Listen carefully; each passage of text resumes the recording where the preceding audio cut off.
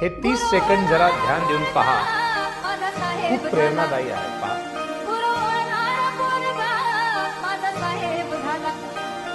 तहसीलीतला मोठा आता नायब झाला, तहसीलीतला मोठा आता नायब झाला.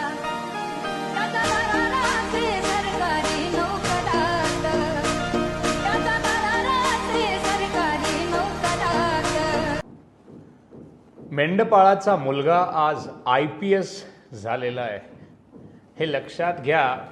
ही खूप प्रेरणादायी कहाणी असणार आहे समाजामध्ये, की जी विद्यार्थी आज UPSCचं प्रिपरेशन करत असतात, परंतु प्रिपरेशन करत असताना खूप जास्त प्रमाणामध्ये कारणे देतात की मला पुस्तकं नाही आहेत, किंवा चांगले क्लासेस पाहिजेत, चांगले कोचिंग पाहिजेत, किंवा मुंबई किंवा दिल्लीसारख्या ठिकाणी जाऊन मला प्रिपरेशन करायचे वगैरे म्हणून जी विद्यार्थी कारणे देतात, त्या सगळ्यांसाठी हा खूप प्रेरणादायी प्रवास असणार आहे.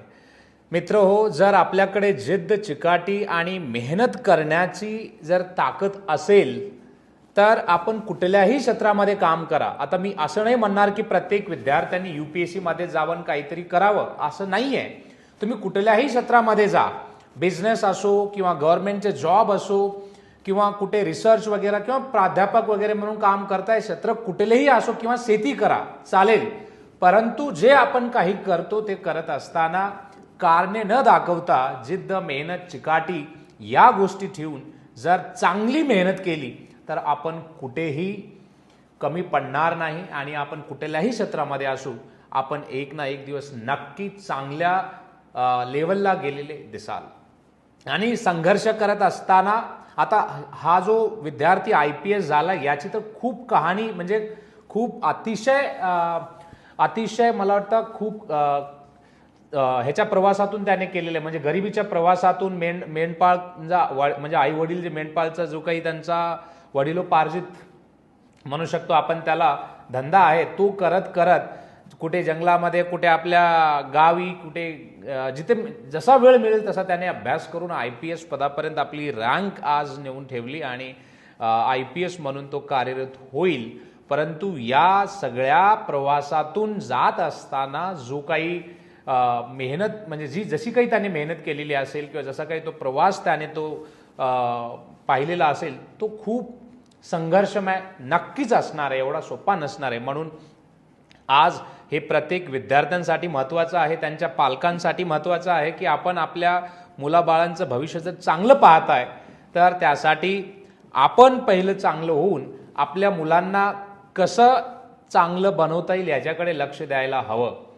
मुलांना आज आईवडिलांची जिम्मेदारी ही आहे की त्यांना अशा वेगवेगळे जी उदाहरणं समाजामध्ये झालेले आहेत त्या सगळेच उदाहरणं देऊन किंवा त्यांना कसं मोटिवेट करता येईल, त्यांना कसं म्हणजे आता गावातलं वातावरण बनल्याच्या नंतर माहिती आहे की काय असतं ते. शिक्षणाकडे जास्त कल नसतो, जास्त कल म्हणजे वाईट व्यसनाकडे असतो. परंतु आपली मुलं वाईट व्यसनी लागू नये, कुठेतरी जाऊन चांगलं काहीतरी करतील याच्यासाठी आईवडिलांचे पण प्रयत्न पाहिजेत, आणि ते प्रयत्न सुरुवातीपासून पाहिजेत. आणि तर मग कुठे पुढे जाऊन तुम्हाला आपली मुलं असं कुठेतरी चांगल्या ठिकाणी गेलेली दिसतील, चांगल्या ठिकाणी काम करताना दिसतील, आणि चांगलं काहीतरी आयुष्यामध्ये करताना दिसतील. चांगली पिढी बनवणं ही आपली गरज आहे. परंतु एक वाईट आणि अतिशय दुर्दैवी गोष्ट ही आहे की आज गावागावामध्ये की जी वडीलधारी मंडळी असते, जी राजकारणामध्ये असते, आज त्यांचा कल या सगळ्यांमध्ये कुठेही तुम्हाला दिसत नाही. त्यांचा कल हाच असतो की पिढी कशी बर्बाद होईल आणि आपल्याला फक्त आयुष्यभर मत टाकत राहील.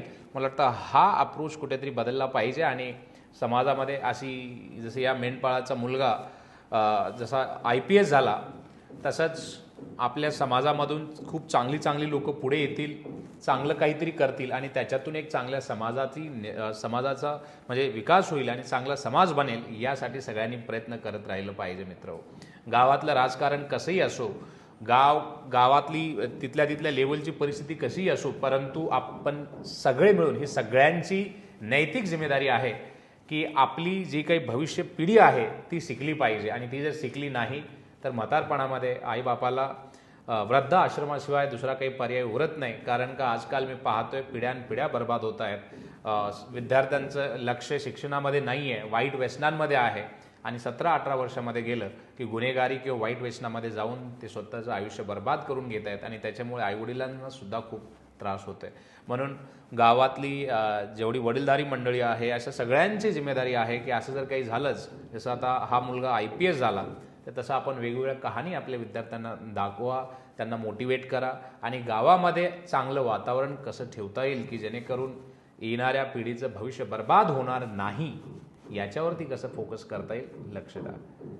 तर मला एवढंच या माध्यमातून सांगायचं आहे. या विद्यार्थ्याला खूप खूप शुभेच्छा भविष्यासाठी आणि ह्या चांगलं समाजामध्ये काहीतरी करेल अशी नक्कीच माझी स्वतःची पण खूप इच्छा आहे की अशी लोक पुढे आली पाहिजेत आणि त्यांनी समाजासाठी काही ना काही केलं पाहिजे. तर एवढंच या निमित्तानं मला सांगायचं आहे. धन्यवाद.